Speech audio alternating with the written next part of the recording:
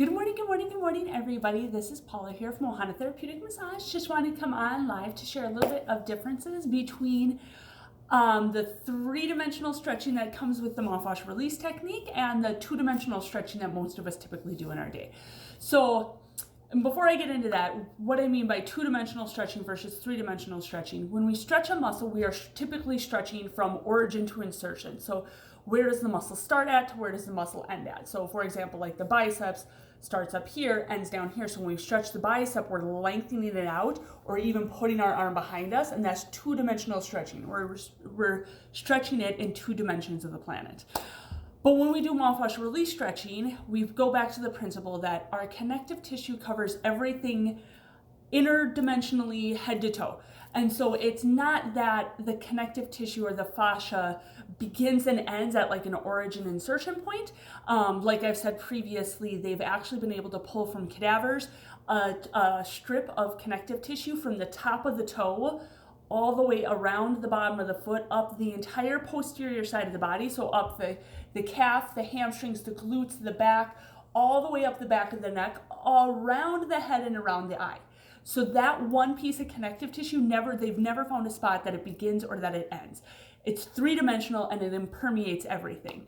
And even if we get a little bit more nerdy for a second, if we think about a muscle, and we've all kind of seen a muscle, whether it's been like with a chicken or a deer that we've taken apart, or just like in our textbooks when we were in high school, if you've never taken anything beyond like high school science classes, you see that the muscle belly is kind of thicker in the middle, and then it tapers off to the tendons that attach to the bones and then go from there.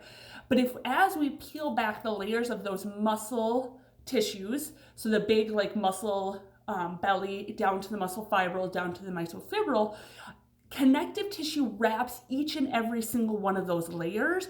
And it's not that it like goes from the fascia that connects the muscle to the fascia that connects the tendon. It actually is the connective tissue that covers the muscle, turns into tendon tissue, and then turns into bone tissue. And so like I said, it's not like it just begins and ends. And so if we're actually looking to stretch the connective tissue, we have to do it in a little bit different of a way, because it's not like a superficial thing that we can just go from one point to the next point. And so with myofascial release principles, we use this in the treatment room with the John Barnes myofascial release approach, or as well as recommended self-care at home. When we stretch, we'll do the biceps again just for ease.